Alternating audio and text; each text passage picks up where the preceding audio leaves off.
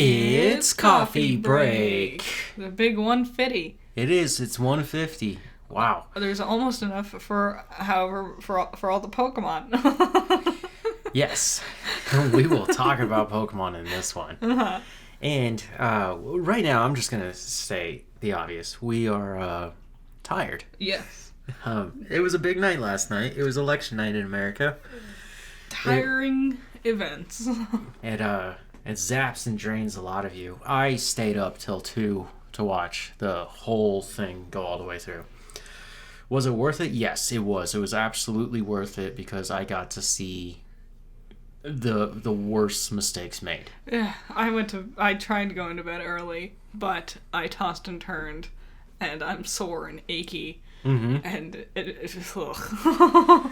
Yeah, I tried to kick it into this extra gear I have when working so I can move faster, and I just did not have it. So yeah, there were multiple times where I'm just like, ugh, no, just lay down. Yep.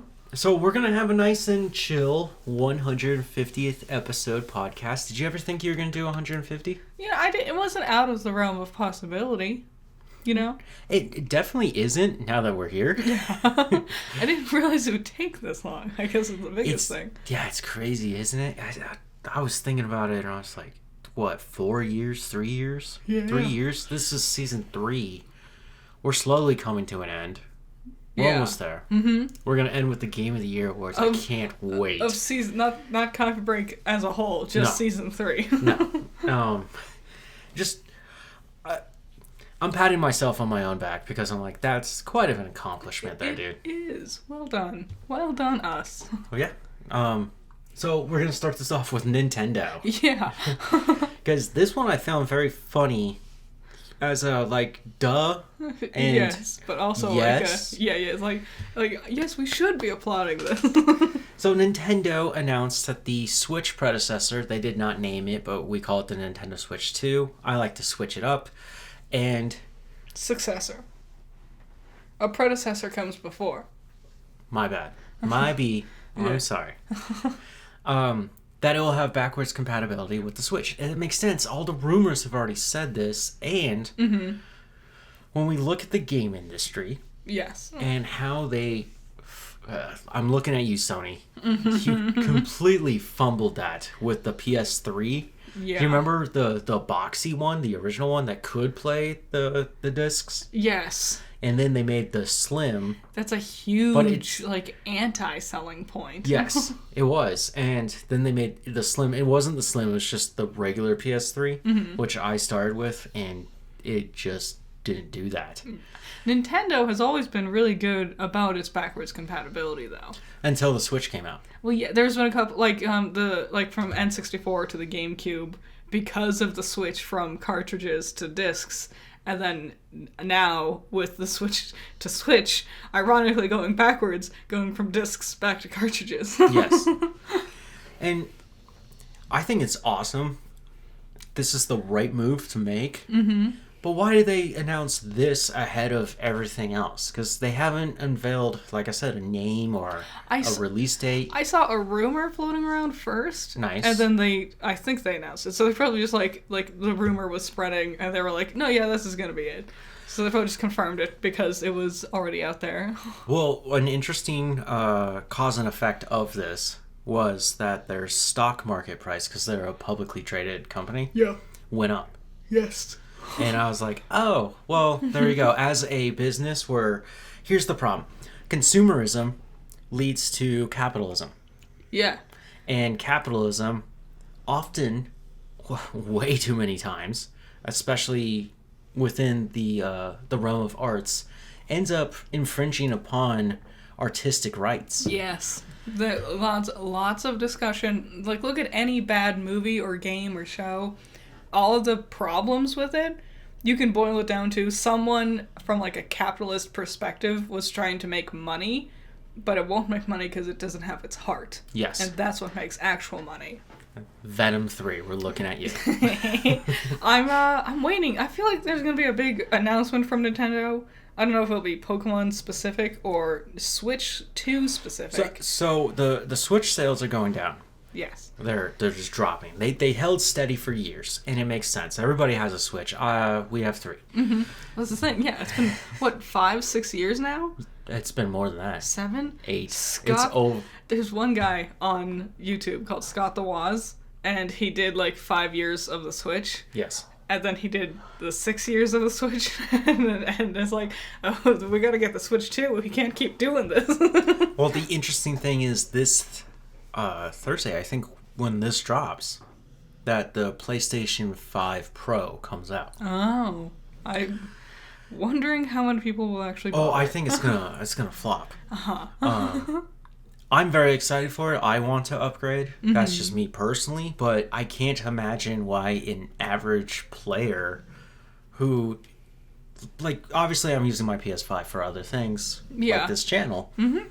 An average gamer is going to be like, I'm not going to spend, if you think about the trade-in, if I traded in and then upgraded it, it's $350 on top of it, and I get a new console that's going to be more powerful, whatever. It's, why would I waste that money when I could spend that money doing something else, like paying my fucking rent? Yeah, or if you really want, you could just get the VR headset stuff. Oh my god. I mean, it's like... But no, the VR is way expensive. But that's the thing, like, the PlayStation already doesn't run poorly. No. Games run perfectly fine on it. Yeah. So there's no point. This for the Switch, though, I bet Switch sales are down because everyone does know the next one's going to be soon. And also, the games that are coming out on it have been ugly and few and far between. Yes. Sorry, Pokemon. Like Mario and Luigi Brothership. Nobody wants that. I've heard such poor reviews for it, and I don't know why. IGN gave it like a 7 out of 10. I got a scathing review. Yeah, I was like, okay, it's a Mario game. What'd you expect? Yeah, it's a Mario. It is a classic Mario Brother RPG. They're all exactly the same. Yeah. I would not expect a Switch 2 announcement until after the holidays. Yes. I'm saying early 2025. Yeah, like January or February. Yeah, that's when they'll be like, hey, we're going to release this April or May. I think that's the time window where they release the Switch and the Wii. Yeah. Which, I mean, we look at those numbers, they're huge. If they do something crazy, they will announce it just before the holidays. And then people won't get PlayStation stuff for the holidays because they want to save their money for the upcoming Switch thing. If the Switch was going to come out during this holiday, they would have already announced it. It's too late. I can dream. I know, and I want to dream too, but realistically, again, there's that part where capitalism versus artistic values battle each other. The big thing is, I don't even want, I'm not even excited to learn about the new console. Like, that's not the part I care about. It's all the games that's going to be announced with the console. Yes. Like, Pokemon Legends I want to know it. That will be a release title, clearly. They're supposed to do a remake either of Twilight Princess or Wind Waker. Yeah, they say that. I'm not so sure. Because they both got remakes for the Wii. The Wii U. That's so recent. We'll find out. Yeah. I just thought that was interesting. Mario. Uh-huh. His movie, the animated movie by Illumination, will get a sequel next year. Yeah. Sure. My bad. Not next year. In my mind, it's 2025 already. It's not. It's 2026. That will. Oh. And they said that the live-action Zelda movie will be released in 2022X. Oh. So we know it will come before 2030. I'm not gonna hold my breath. I don't. A part of me thinks we'll never actually get that live action Zelda. Ever. I think we will. I mean, everyone wants it. If Borderlands can get it and they don't deserve anything, we deserve a Zelda. Everybody loves Zelda. Like, even if it's bad, like, it can't be worse than Borderlands. Right? Which, the guys who make Borderlands, or the games Borderlands, right? I can't remember the developer, but they were like, the movie didn't hurt us. It just sucks at how bad it was. Yeah, I bet. And I was like, that stings. That's kind of a cool approach as a game developer to be like, look, that's not what I put on page. That was somebody else's idea. Again, the corporate greed thing. Yep. That's gonna be the like theme of existence. Is corporate greed ruins art. Yep. That'll probably be the name of the episode. Nice. Universal Studios. Yeah. They are dying for a Back to the Future 4. Why? We've been talking about Back to the Future 4 for decades now. Back to the Future fans are weird. There was that documentary a couple years back about, like, the real rabid Back to the Future fans and stuff. Okay. They're weird. I don't want a fourth one. I'm gonna be honest. I think there's room to do a fourth one, especially if you're playing with the multiverse. Let's be honest. Marty McFly and Doc Brown really kind of put that forward with the multiverse. But their ending was really well done. I don't want a sequel that's gonna inadvertently ruin the good ending they got. I'd rather get a remake or something. Like a reimagining. They did that deep fake with RDJ and Tom Holland. That's not... Yeah. That's not... I liked it. It just always has to come back around to our Marvel faves. Well, it was clearly why it was made. I would rather see a remake, like a new, readapted perspective of it. Take us out of the 80s and plop us here in the 2020s, and let's daydream about the future, you know? Yeah. I think that sounds way more fun than dragging these very old retired actors out of retirement to muddy up the resolution of their beloved classics. Well, the guy who played Doc, he could come back. Christopher Lloyd? Christopher Lloyd, yes, thank you. And Michael J. Fox could come back, but I don't know if you guys have seen him recently. It's not fun to watch. No, yeah. And I love both of them. They're both really good actors. Yeah, I like both of them. Clearly, the trilogy of films was famous. Yeah, but they're both so old and have had, like, health problems and stuff. Yep. And I don't want to see that. I don't blame you. Like, it reminds... Like, one of the last few times I saw my great-grandmother, she, like, was clearly exhibiting signs of, like, Alzheimer's. And I just hated seeing her like that. Yeah. I want to just remember her the way she was when I was younger and she was healthier. I don't want this sad sequel because it's gonna be sad. No matter what they do, it's gonna be sad. It's like Indiana Jones 5. Yeah, Indy 5. I don't like seeing him like that. Yeah, well, that's also kind of the point of that story. Yeah, I'm not really game for a Back to the Future 4. And Robert Zemeckis, who created the actual show, he also did the American remake of Wilfred, by the way. I just wanted to throw that in there. Wow. I love Wilfred.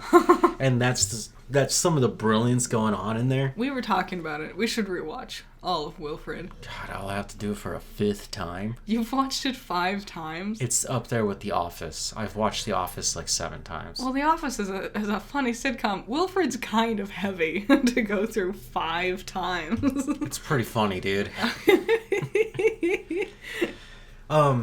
He Zemeckis has said, like, no, I don't want to do the 4th one. We don't have a script. There's no story. Forget that. He wants to do a musical. Good for... Yes. And I was like, cool. Like, why? I don't... Okay. I'm on... Thanks. Yes. Oh my god. A musical would make so much sense. Speaking of musicals, Joker 2. Oh. I keep forgetting it exists. Well, Hideo Kojima,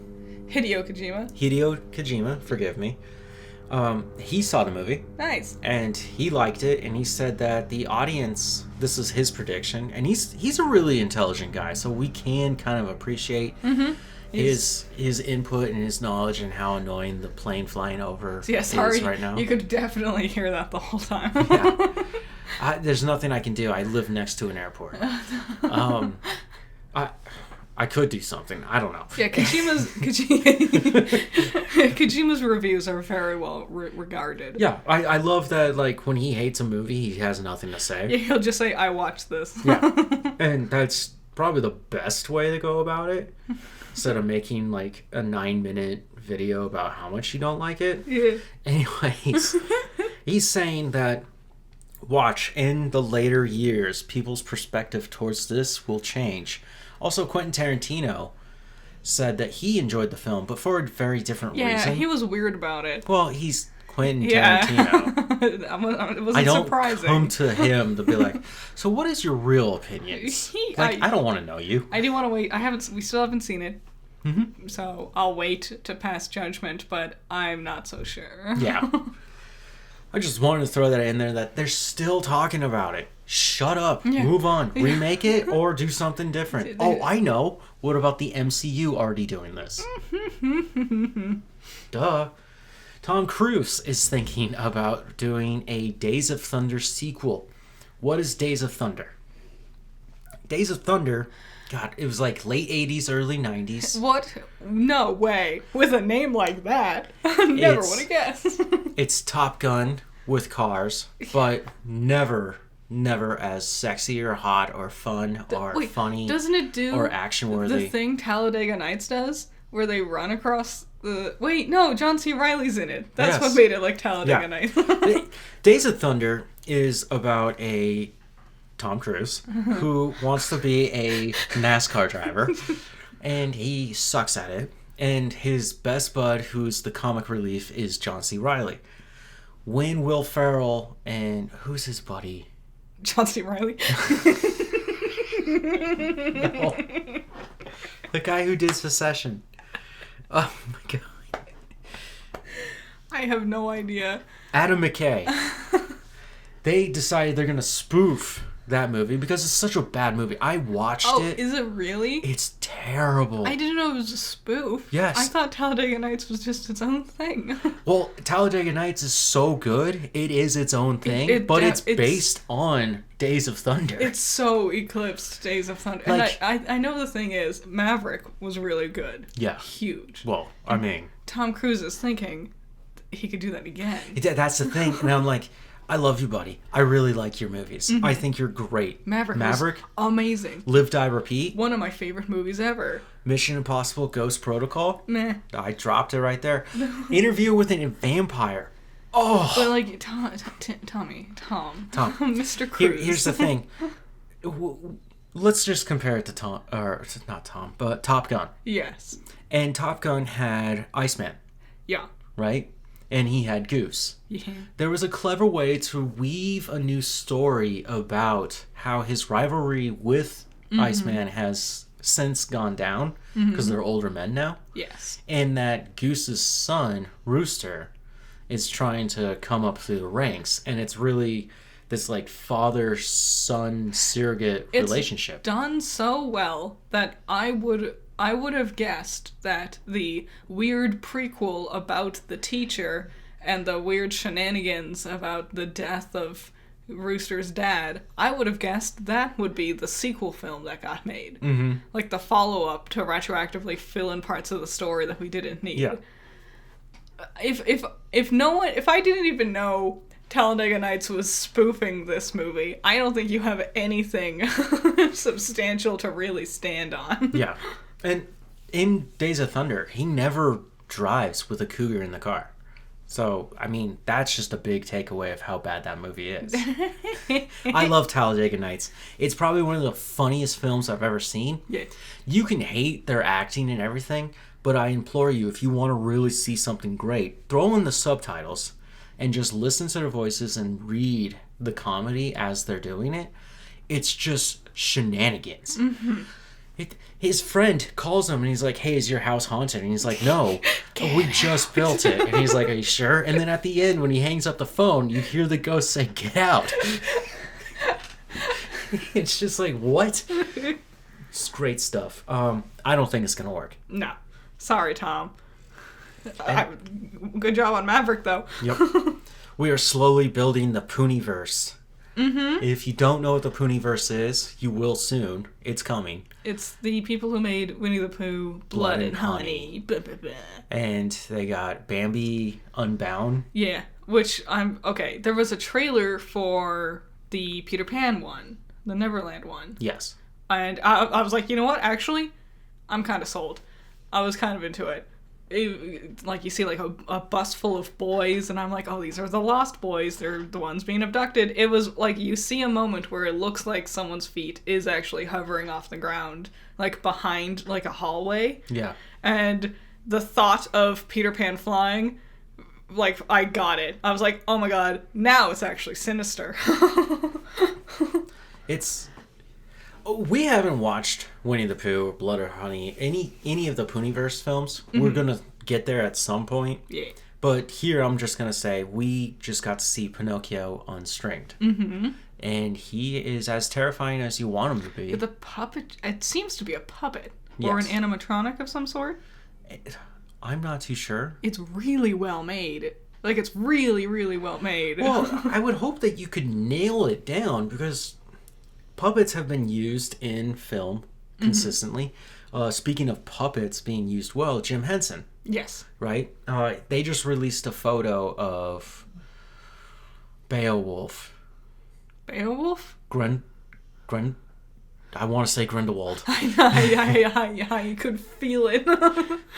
Oh. What's his opponent? Oh, man.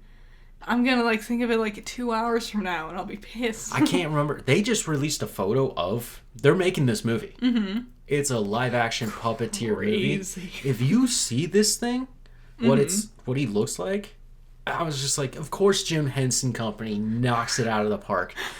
Yeah, I think about Puppet Master. That terrible, very claustrophobic, campy...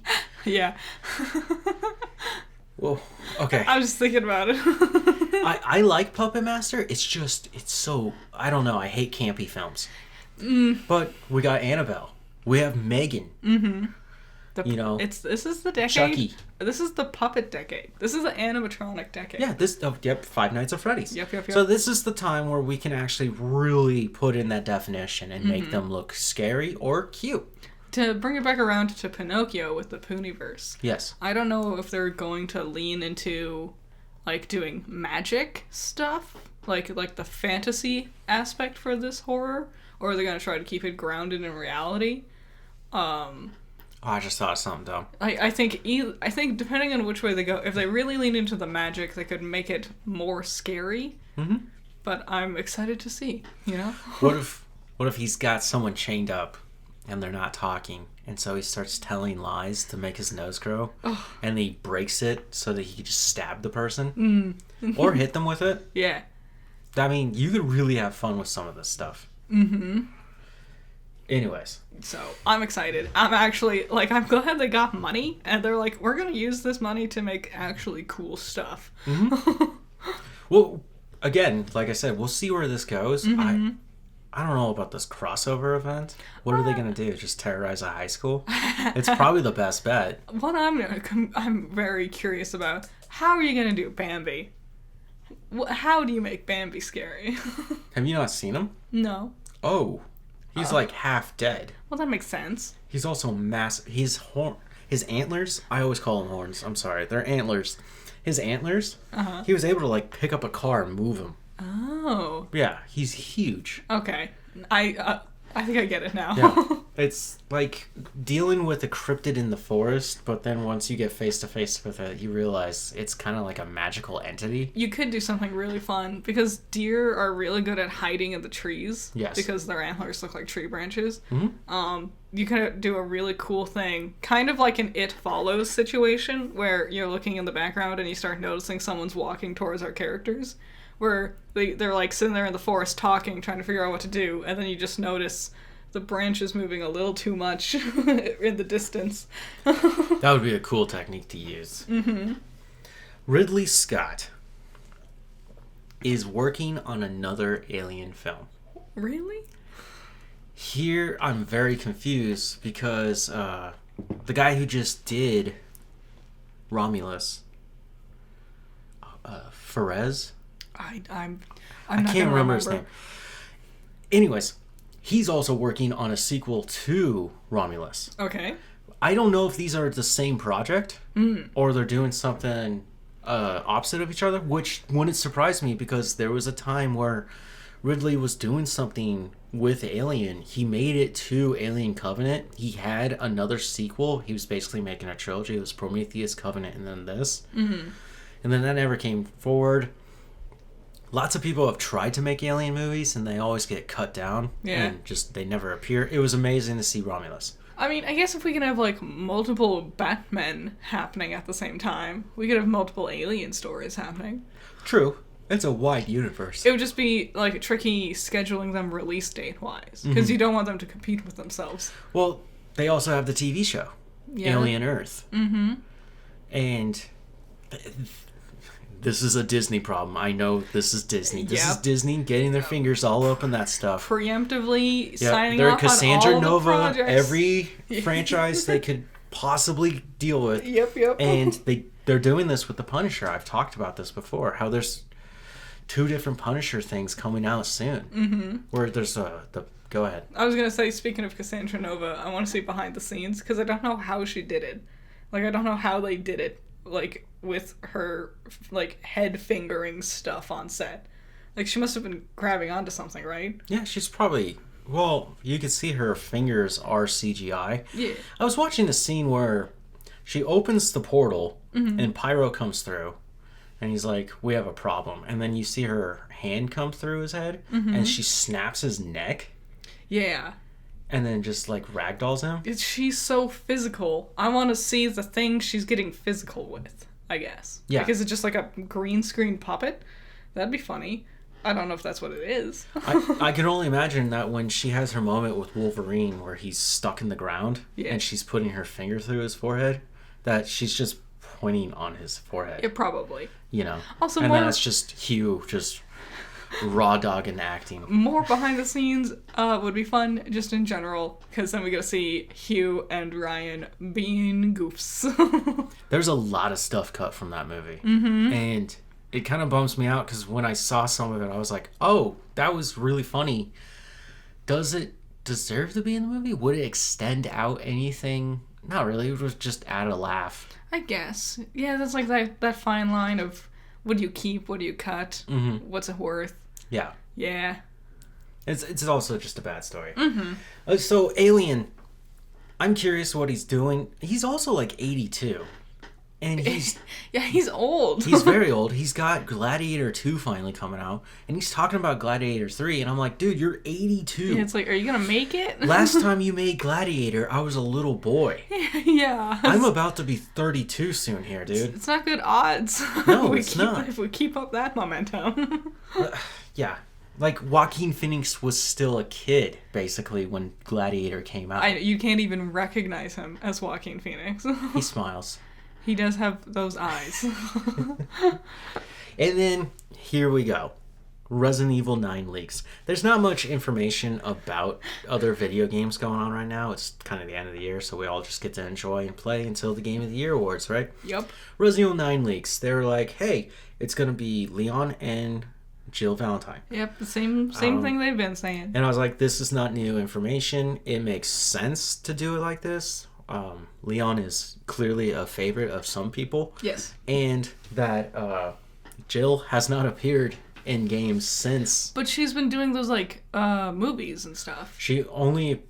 basically, they did a resurgence with her because of Resident 3 Nemesis remake. Yeah. Then they did Death Island. And it's really good.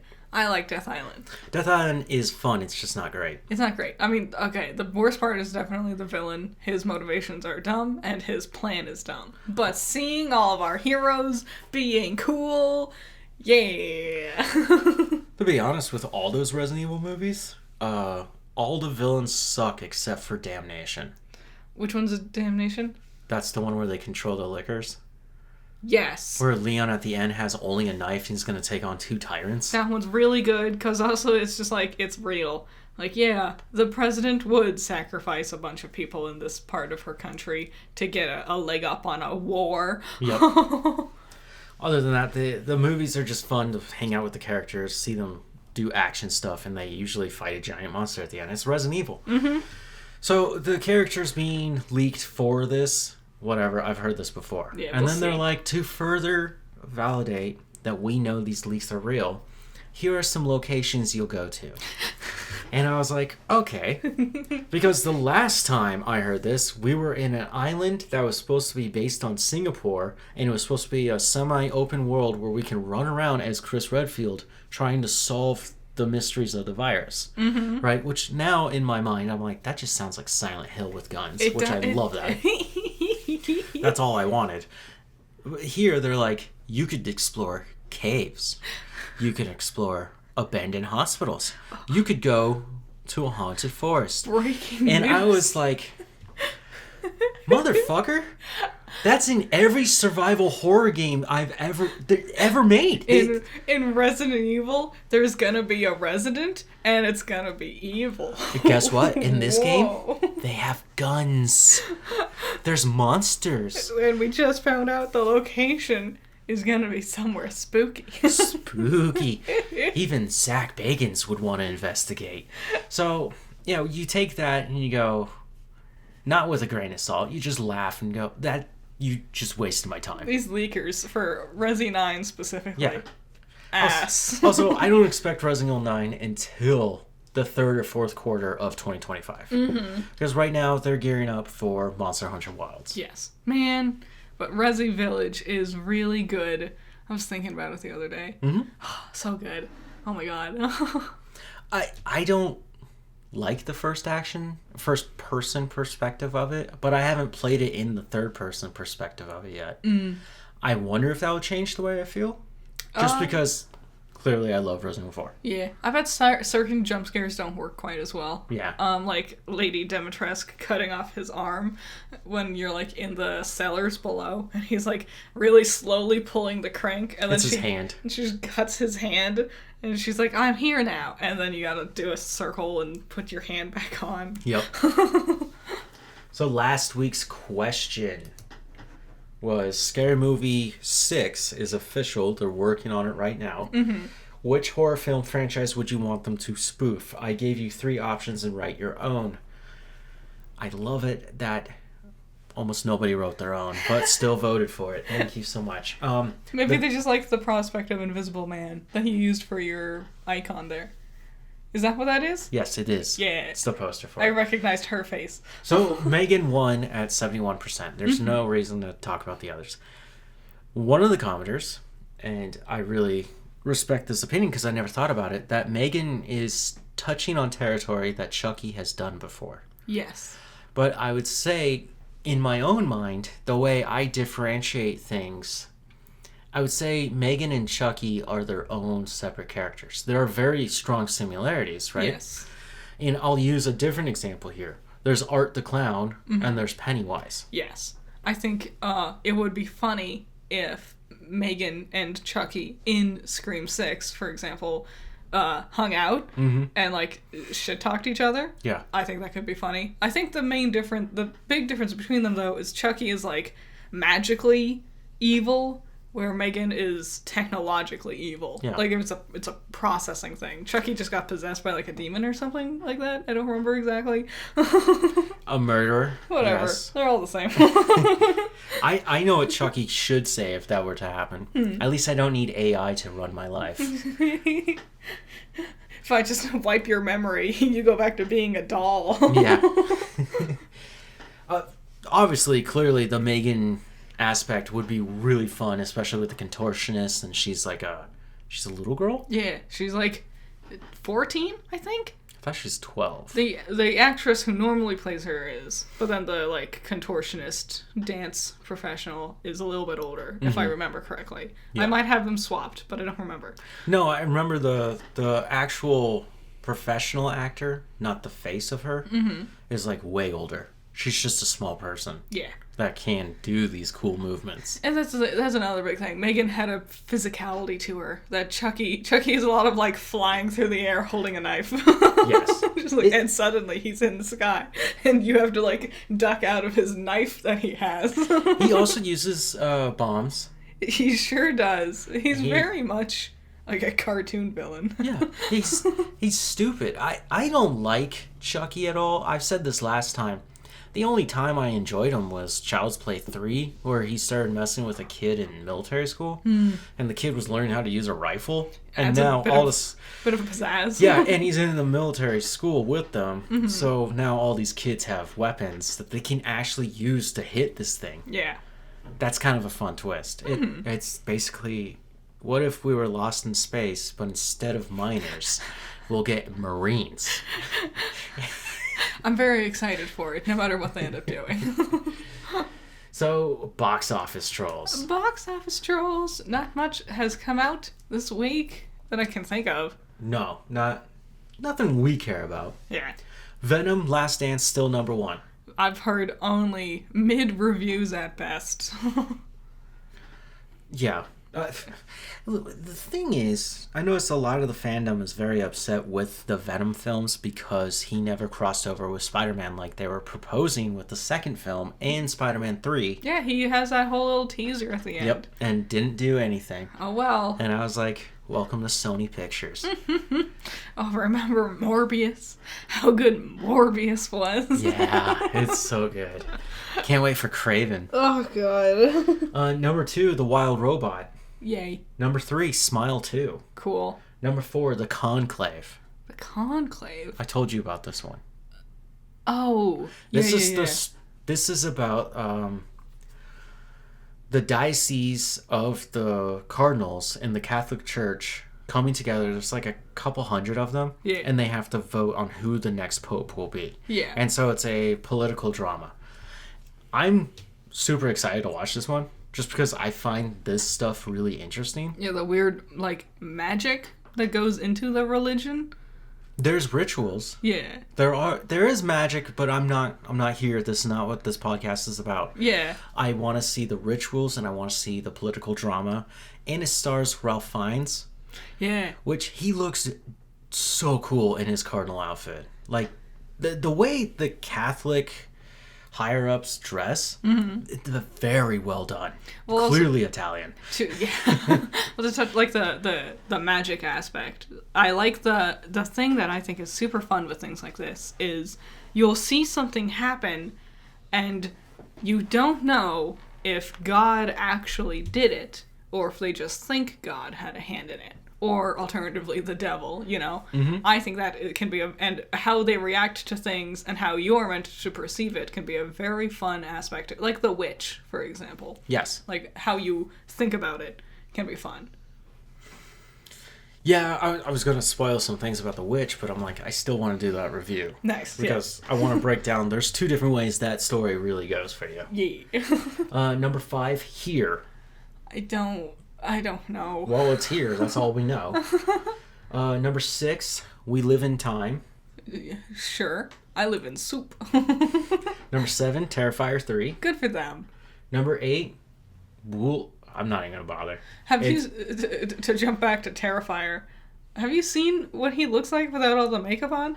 Yeah, he looks like a guy. Just like a shockingly normal man. Yeah.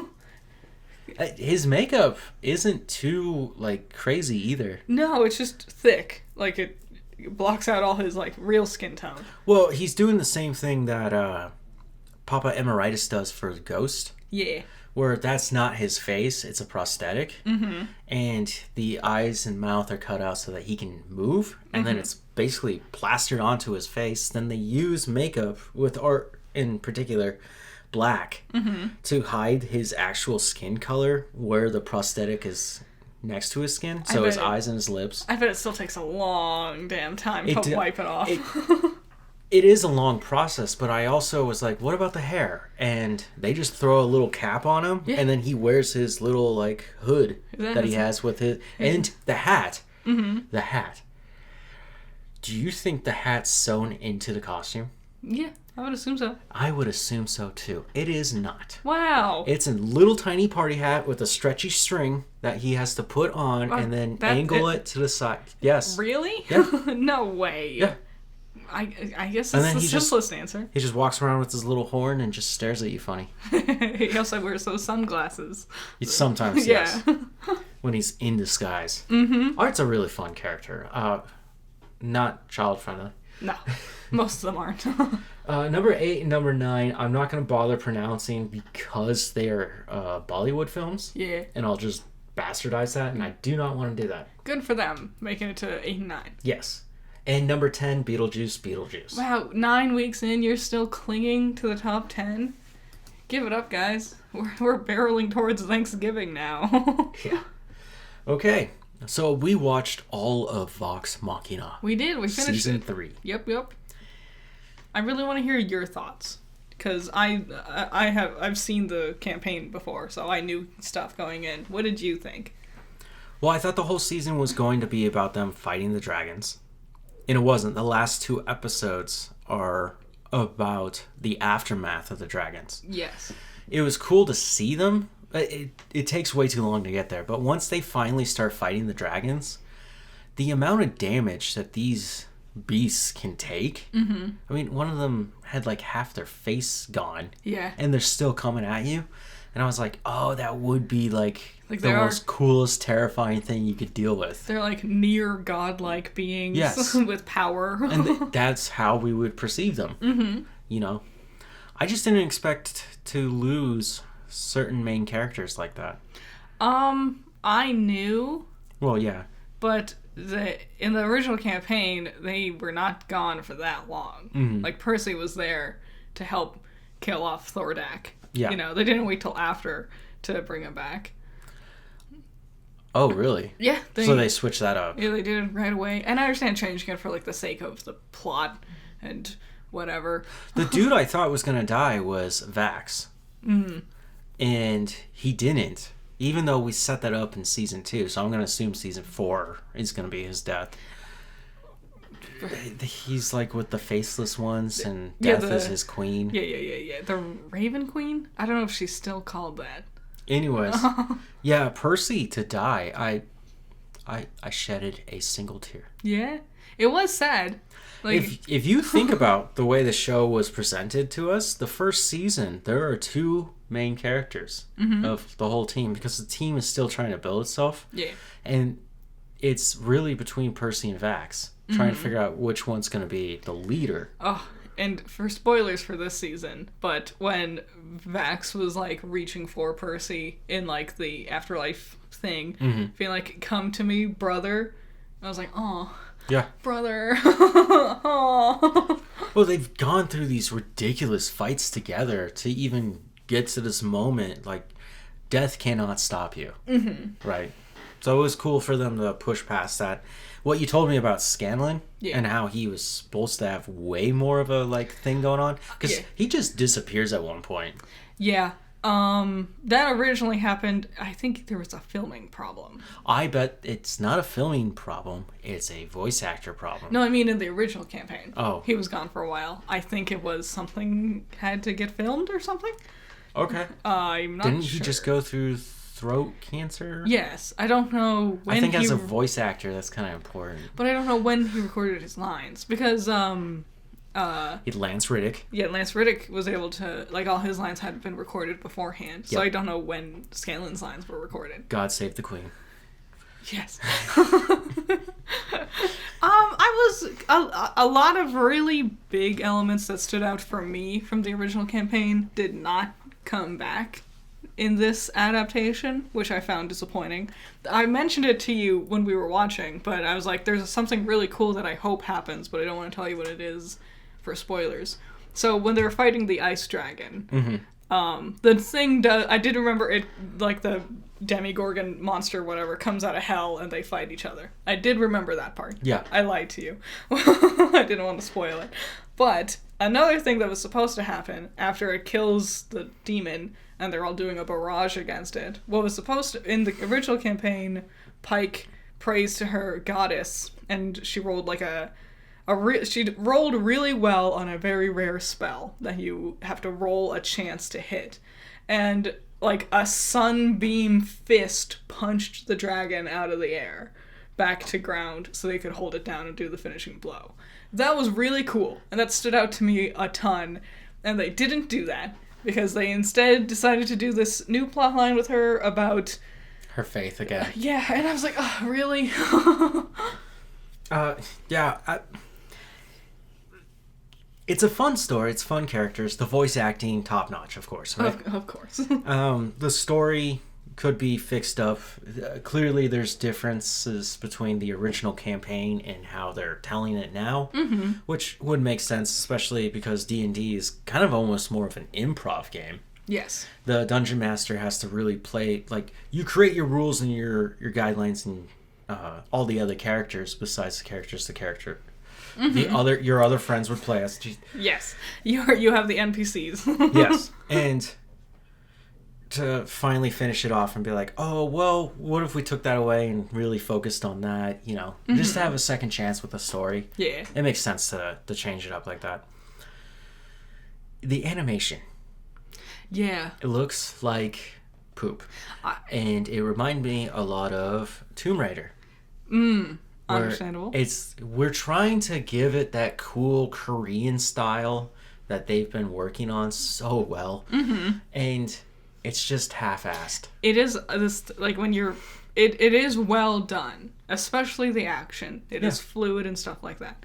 But it's especially the talking scenes where it's a lot of like character is frozen, their mouth moves. Yes. They pivot slightly, and then mouth continues to move. It is a lot of like stop, stop, stop, stop, stop kind of stuff. So understandable. Yeah. Next up, Agatha All Along. We finally finished it. The world finished it. Hooray! It was super good. I really liked it. I enjoyed it. There was a lot of good themes that tied itself all together. There's a lot of cool stuff about Agatha and her son Nicholas. And like everything she tells Nicholas about how she can't protect him, she can't do this for him, she can't do those things for him, right? That was the coven that what's his name, Billy? Yeah. Billy had built for her. They could do it. They were the ones who could have actually saved the bell. Yeah. That was Nicholas's bell. Death. Yeah. Rio. Just so messed up. Interesting that they both decided they're going to fight Death and then realize they're not going to win. Yeah. So Aggie goes.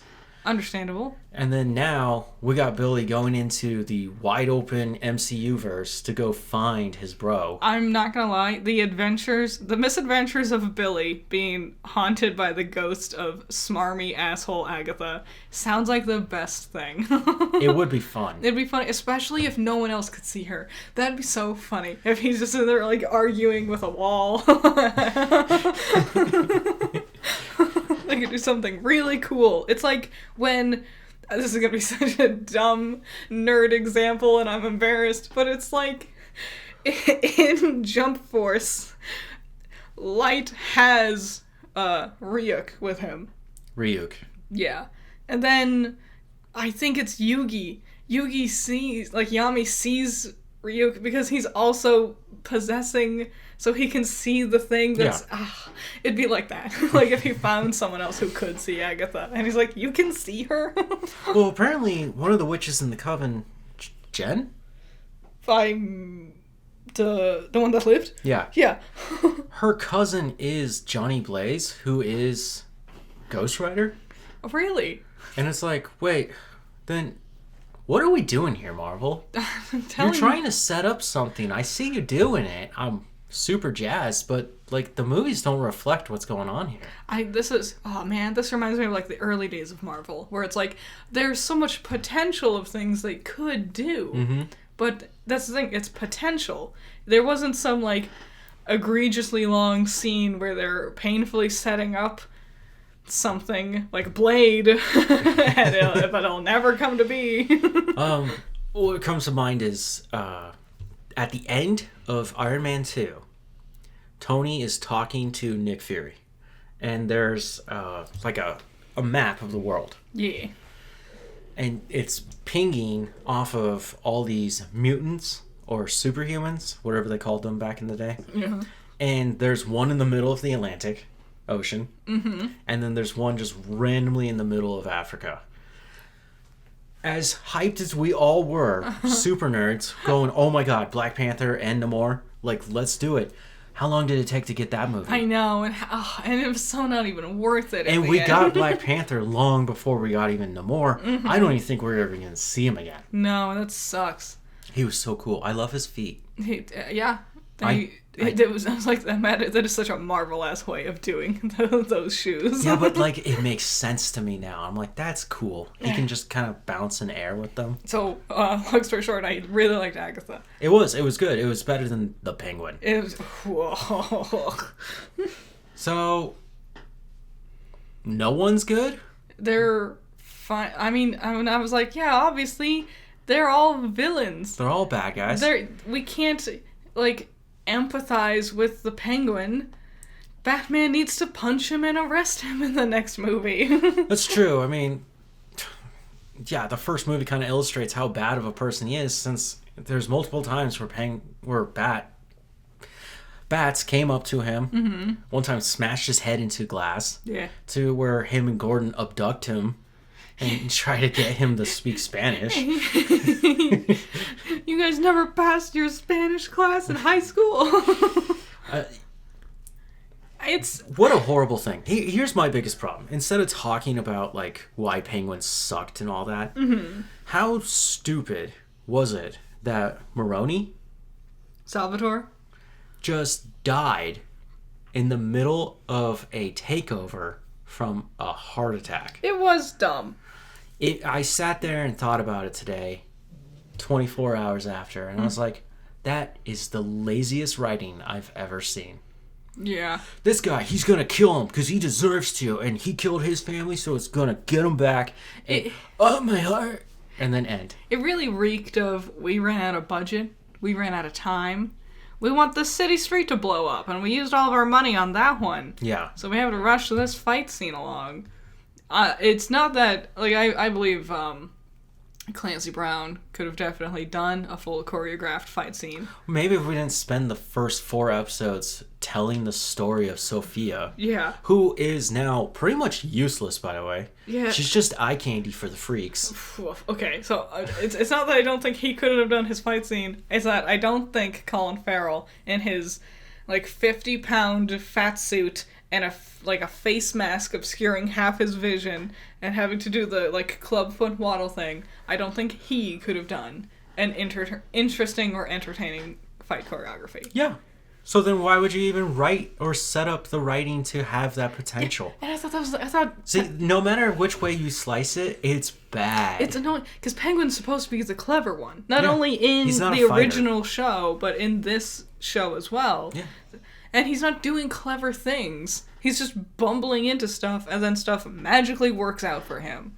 Like, Salvatore just happens to have a heart attack. If we wanted to display the cleverness of Penguin, he would have set up a trap. But he didn't.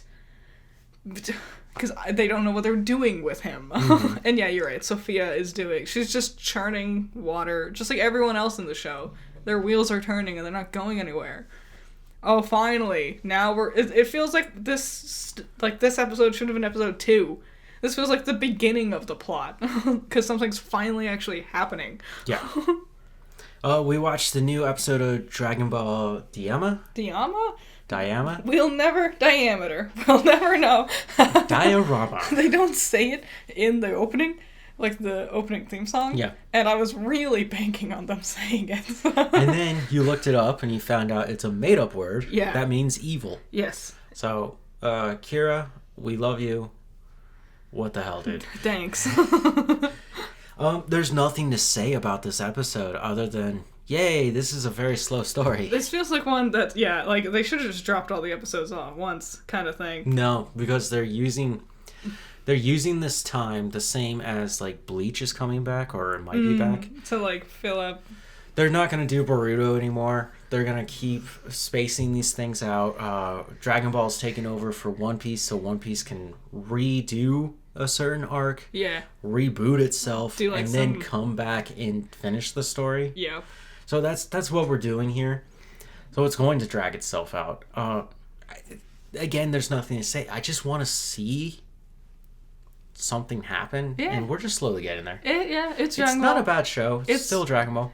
Cute and fluffy. Yeah, I mean, Goku ate food. He did. Newsflash: water wet. So, what's new? With me? Yeah. It's just still working on what I've been doing. Last time I said I was going to stream, and then I didn't. Yep. I just wasn't feeling it. I don't know if I'll stream this week. We'll see. Okay. You got anything coming out? Nope. I've been reposting my shorts again. Like my design shorts. You're reposting them? Yeah, I stopped posting them during the month of daily uploads. You're continuing. I've returned. I thought you're like literally like, I deleted it and now I'm gonna repost I'm gonna it. post the same one again. Nice. No, I'm doing that. Okay. I got that Deadpool and Wolverine review out. Yeah. There were some issues in there. I'm not fully happy with it, but for those who watched it, thank you. And I hope you guys understand the blue star and what it means. Yeah. Because occasionally I will be using it. Your objective star versus your personal star? Yeah, so that's the way you get the blue stars. This is my own, like, heart. Mm-hmm. This is my own heart telling me, like, Deadpool and Wolverine, story-wise, it's a 3 out of 5. It's a terrible fucking movie. What's the thing? Like, I can look at a movie and be like, this is technically well done, but I don't just personally vibe with it. Yeah. Or the opposite, like, this is technically a poorly made film, but I enjoy it for my own reasons. The story may be just crap, but the two guys on screen, and I think I made it clear that I'm very much in love with these guys. Yeah. Even today, I was still thinking about Hugh Jackman and just how rip he got his body. Yeah. I really want to try his diet. Like, I really want to go for that. I want the 6-pack. I like green beans and tilapia. Yeah. So. It's an dude, the craziest thing, so he did this diet where he only ate about 60,000 calories a day while working out extraneously, and just very little carbs, protein, and beans, basically. It was just, which are proteins, right? Man, I love beans, too. And they were like, do not do this if you're like an average working person. This will hurt you so bad. Hugh did that just to start filming. Halfway through filming, the actor strikes happened. Yeah. They couldn't film. He still had to keep that diet up for the next 3 months while the strikes went on before he can get back on set to continue to play the character. I applaud his dedication. Dude, no, his dedication for Wolverine has always been outstanding. Yeah. When you see little Wolvie in X-Men. Little baby, and he's all nervous and stuff. And then you see Wolverine in X-Men Last Stand when Phoenix is blowing away his... skin? Yeah. Anyways, like, you can see... Skin? Question mark? A lot of stuff got mixed up in there. And my feelings. And you can see that, like, he's bulked up a lot. He's like the 12-pack, yeah. Well, he's got a good, like, set of abs, but, like, he's big. And then when you see X-Men Origins Wolverine, which is the next time you played him, and he comes out of the water... Yeah, too bad it's a bad movie. It is a bad movie, but, like, he really puts... Both of those ones are bad movies. And the craziest thing, he bulked up for both of those, and then you go to Days of Future Past, he's not nearly as big. He's more lean, like he is with Deadpool and Wolverine. Logan, he went with the old man look. He doesn't really show off his muscles too much. Understandable for the story. I could probably do a whole podcast about how awesome this man's body is. Just talking about Wolverine's muscles. It was a big topic when I used to do a lot of weightlifting with my dad. And we would talk about superhero, specifically male superhero physique. Because that's, I mean, when you're working out. I guess, yeah. It's the goal. Working out is probably the gayest thing I've ever done. So thank you for watching that. If you haven't watched it, check it out. This week, we got the second part of the trilogy of Garbage Eggs, cereal mascots. Yes, Tony the Tiger's coming back. He will actually have competition this time. The controversy. Yes.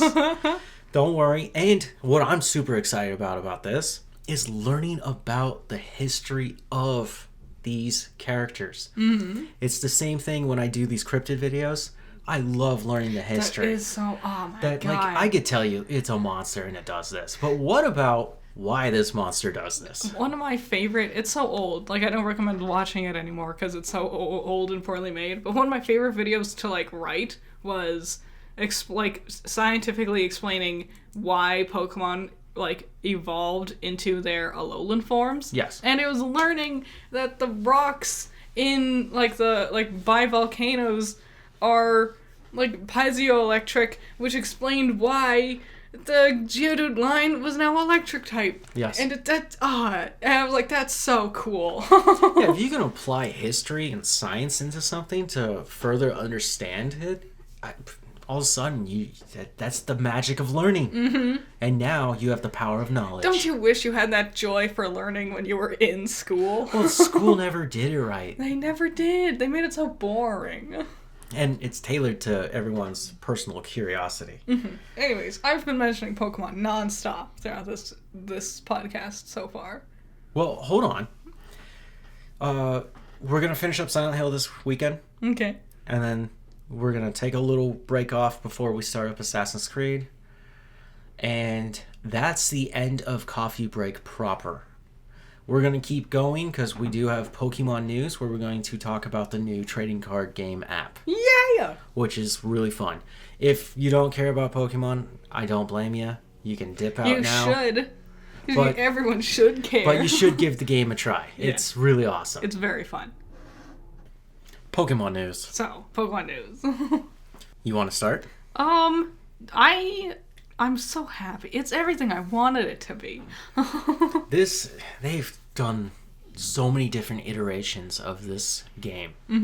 To be online, to be compatible, to play with each other, to trade, to even like scan codes from actual booster packs to get your own digital booster pack.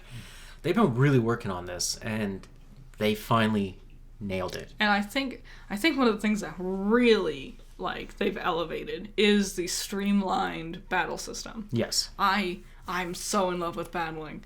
And I didn't expect it to be this good. I expected all the online battles to be like, oh, everyone uses the same 4 cards and they sweep you within seconds. And there has been some matches that go poorly, but I feel like it's not always it's always stacked against you and you need to spend money to get the cards you need to actually win. I feel like there is a good back and forth. You know? I win and lose. Nice. So a little history about the app that I do know. They did have one before. It did not work well. Damn. I had it. I tried to use it. It was very much more closer to the CD-ROM version of it, which was terrible. And I was like, Nintendo, you have all the money in the world and the fans of the world. Why aren't you doing something? Yeah. And they went out and outsourced it to DNA. Yes. Now, DNA is a very interesting Pokemon partner because they're known for making Sleep, which took way too long to make. Yes. It is still popular among fans.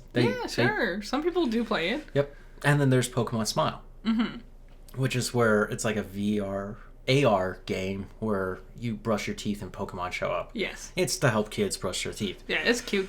Yeah. So to help with sleeping habits and for hygiene. But no, this time they turned around and they said, we're going to do the game. Yes. They clearly sat down and played the game multiple times to fully understand how this all works. They got rid of energy cards. Energies just automatically accumulate for you. That is the best part. It makes so many more cards feel so viable. Yep. Because, I remember I really fell off of, the battling scene because everyone just had the same old EX cards. Yep. And it was just such a nightmare, it was so boring. But nowadays, now with this new system, I feel like even, the simpler cards, just my regular Arbok, can still hold its own against these bigger decks with the EX cards and whatnot. And it's because you have these energies. Every time you have a turn, you get an energy. And you still have to play by the rules of the game. If you retreat, you lose your energies. If you don't have enough energies, you can't do certain attacks. Yep. Ditto makes no sense. Yeah, Ditto's a calamity right now. Terrible. The interesting thing, instead of playing with 60 cards like you would with the actual game, you play with 20, and you only play with Pokemon cards. Of course. I didn't mean it like that. Like monsters. Yes. And then you have your items, supporter, and trainer cards. Yes. There's no stadium cards yet. Yeah, I thought about that. I was like, ooh, upgrades are coming. It could be just around the corner. And you could tell by the way they designed it where you can only have 3 bench Pokemon and 1 active Pokemon. So we haven't created double battles. That yet. First night, I dreamed about double battles. Oh my god. I dream of rotation battles.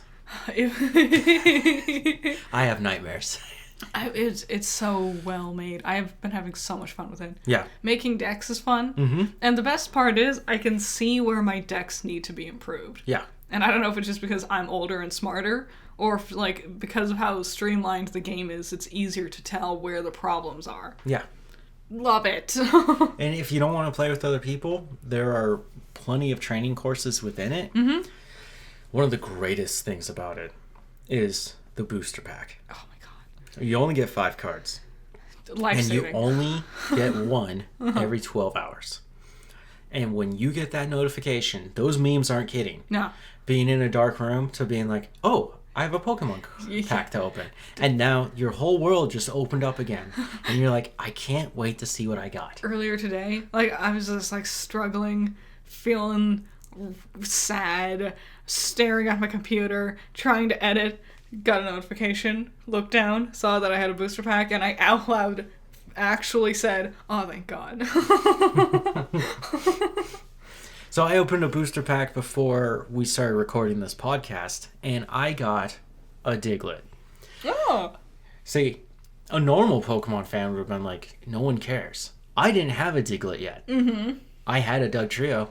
I'm so excited. I also got a second Zapdos EX card. Nice. Little OP. Also not always worth having. It really does feel balanced. Except for Articuno and Lapras, I love Articuno's my boy. It's too powerful. And it should have been 4 energies, I think. Instead of 3. Yeah. And I think Zapdos is... No, he's 3 also. Yeah. It's too much. There's no downside to you. Both Zapdos and Moltres, I think, there's a negative effect on you, the player. Like, you have to hit one of your own benched Pokemon. But with Articuno, you just kill everybody. Yeah, you can attack the bench while you're attacking the active Pokemon. It's pretty OP at that point. Mm-hmm. There's also Mewtwo. Yes. If you get certain cards of Mewtwo, he does his, like, Psychic Beam or Psybeam. Yes. Where you have to have 4 energies, but it takes away 2. But if you get... Everyone's pairing it up with that Gardevoir. Yep. And then you can... you can start just grabbing energies. You can grab more energies than you want. It's really fun. It's incredible how it's simple. It's streamlined, like you said. Mm-hmm. Anybody can jump in at any age. Whether you know Pokemon or not, you can sit down and just play this game and have fun. And even if you don't want to play Pokemon, you just want to collect the cards, it's right there. It's so fun. And, like, it's like, why not? You know? Mm-hmm. Once every 12 hours, you get to open another pack. Yeah. What's the harm? That's so fun. Yep. I have the premium because I love opening packs and I'm obsessed with Pokemon. And having that third pack really kind of just lightens up my day. Mm-hmm. I'm not recommending it to anyone, but that is an option. The game floats by you. How many days has it been out? Has it been a week? I think it's been a week now. I have done the 10-pack pull 4 times. Nice. I've done it thrice. And I like that I can regularly come back to that. Like, I so often with these gacha style games, it's like once every month you can do something cool. I like that I can keep at it. Mm-hmm. So, here's the interesting thing. There's only one booster pack in it. There's promo cards, but there's one booster pack set that you can have, which is Genetic Apex. Yeah. In Genetic Apex... Which should have just been called Gen 1er. Because it's Pikachu, Mewtwo, and Charizard. We're going to get there. Mm-hmm. There's only like 300 cards in it. Yes. And it will take you approximately 2 years to fill out all of it. Yeah, that's what they say. Here's the more interesting thing. There is a Mew card. Is there? Yes. Oh. And it's very easy to achieve to get this. The only thing is, you need to have all 150 Pokemon cards. Wow. And I was reading about this during this event because you got the Lapras EX event going on. Mm-hmm. And there's promo cards for other Gen 1ers. Yep. If you have a Butterfree promo, it will not count towards the 150. Wow. You need to open the packs to get all 150 Pokemon, and then you'll be rewarded with a Mew. Wow. That's crazy. That's cool. So hot. I love that. that is like Game Boy. If someone actually whips out a Mew during like online battle, I'll scream. Dude, so it's not a good card. I bet, but still, it's for the bragging rights. You don't win with a card like that. It's a 3-star card. It takes 1 energy for it to use its attack. It does 20 damage. Yep. It's psychic, of course. Yeah. And what the attack does besides the 20 damage is you have to reveal your hand to your opponent. Oh, okay. So, it's not worthless. It's not worthless, but, clearly we're all here to collect it. Yeah, it's just here to be like, whoa, my god. Yeah. Yep. I hope they do a variation where it's the style of the, Ancient Mew card from the second movie. First movie. He had it in the second movie as well. It's in the first movie. It's also in the second movie. It's the first movie. You know what I mean. You can build your own deck, which is always fun. Yep. You can also tell it what energies you want to put into the deck. I've attempted to dabble with a 2-type deck. Yes. It has not worked well for me. So I have one. Yeah. Which still needs some work, where it's fighting steel. Mm-hmm. And there's not a lot of steel Pokemon in there. Yeah. And when you start getting steel energies with fighting Pokemon who can only use fighting energies, you start to realize, this is not good. I was trying to do a fighting psychic deck. Yes. The thing is, fighting types and psychic types need a buttload of energies, and they can't use each other's energies. Nope. So I had to revise it. I'm gonna stick to just the psychic types for now. Nice. I'll come back to the fighting types later. I don't have a lot of amazing fighting types, which is crazy. Mm-hmm. Growing up, that was the one I had the most of. And it's killing me not having any fighting types. I get it. So if you haven't played it, I totally recommend you to play it. Just download it and try it out. It was very fun. Trust me, you're going to enjoy it. If you have been playing it, there was no question in Coffee Break proper. Yeah. So the question here is, what is your main deck? Ooh, nice. So I want to know your main strongest Pokemon and what typing deck. Cool. Do you want to know mine? Sure. It's a dark type deck. Oh, wow. Yeah. It's really good because the Pokemon, they only need 2 energies. Max. I have an Arbok. I've mentioned it before. It's 60 damage for 2 energies. And it makes it so you can't, retreat your card. Yes. So that's lifesaver. Especially because a lot of people keep using, Psychic type decks to use that Gardevoir Mewtwo combo. Mm-hmm. But if my Arbok gets out there fast enough, you're donezo. That would be the point of it. The dark typing. There's Nidoking and Nidoqueen. I fought someone who had a Nidoking, Nidoqueen deck. Those were the only Pokemon. They had, 2 of each, I think. Okay. And it crushed me. It was amazing to watch. So the Nidoqueen card has something called Love Strike? Love Strike. Yeah. And for every Nidoking on your bench, it does 20 extra damage or 50 extra damage. It can get up to 250 damage. Yeah. If you play it all right. Mm-hmm. That's awesome. But here's the fun of the game. You have to figure out how if you're going to deploy that, you have to figure out if you can actually pull that off. Yeah. That's fun. That is, yeah. It was incredible to watch. Yeah. I could tell exactly. I was they must have only these Pokemon. 2 Nidoran males, 2 Nidoran females, 2 Nidorinos, 2 Nidorinas, 2 Nidoqueens, 2 Nidokings. Yeah. And then everything else in their deck must have been just trainers. So they could get those Nidos onto the field. Professor Oaks and Pokeballs. Sabrinas and Giovanni's. Stuff like that.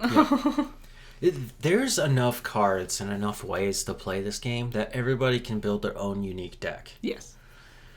This is a great spot to start. Mm-hmm. And it's very beginner friendly. Yeah. Which I appreciate. You can go the distance with these add-ons. I can't wait for them to introduce a new pack. Mm-hmm. Because it's going to become the question, do I finish collecting this last pack? Yeah. Or do I just go grab the new guys and try and, simulate? Yeah. Because that's the thing. Everyone's kind of using the same strategies as each other. Yeah, well, we're all learning. Yeah, but, once way more cards get introduced, you don't necessarily know what kind of strategy someone's going to pull out. It might be Psychic-type Pokemon, but it might not be the Gardevoir Mewtwo thing. It might be some new thing that involves, Solosis or some shit. Mm-hmm. Who knows? Now, we talked about booster packs being able to open them to get new cards. Mm-hmm. There is another way. Besides doing the event stuff, where you get the promo cards. there is Wonder Trade. Yes. And Wonder Trade takes different energies, different currencies. Wonder Pick. Wonder Pick, Technically. my bad. And where you make friends. Mm-hmm. And if you thank each other, you get points towards your store so you can purchase more of these currencies. And you can take a pack that they've opened, and you can do your own hand at picking one from that pack, Yep. and you can get it too. If you're right, you get it right. Otherwise, you end up with Magmar again. I was annoyed. I was like, of these 5, 4 of them are something I want. The only one I don't need is Helioptile. And you got it. And just like when I said I didn't want to get Axe Hand Morgan from that blind box, all of them would have been fine except for Axe Hand Morgan. And lo and behold. Nice. I would say this is a strong beginning for this app. Mm-hmm.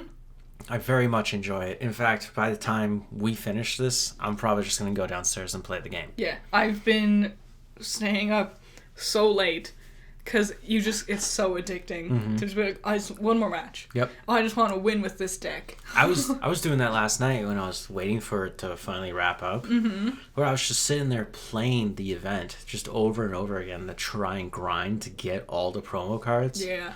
Because I'm a collector. Did you get the Butterfree yet? No. Aw, that was the first one I got. Sorry. Sorry, not sorry. Trades are not in the game yet. They will be working on it, and it will be released at some point. Yeah. But no, I was having fun. Like, I would do a random match against a person, and then I would go back to my deck and be like, alright, what went wrong? How can I fix this? Yeah. And then try again, and then be like, okay, I think I know what, now I need to know how to fix this. Like, in all my decks, I added Erica. And then you realize she only works with grass types. She only works with grass types, so there's only one deck I have that works there. It's like, go, Brock, who only does things with, like, Geodude and Onyx. Yeah, Lieutenant Surge also. Mm-hmm. Blaine as well. Yep. And Koga. Ugh, Koga screwed me over a couple of times. Yeah, I love it. I think that's the end of Coffee Break. I think so. I hope you guys have a great week. Happy 150th episode. 150. Just like, and if you get to all 150, you get a Mew card. We'll just call the next episode It's Mew. It's the Mew card. Mew has appeared. Yeah. Alright, bye. Bye. Are you gonna say? Testing. Testing. Testing.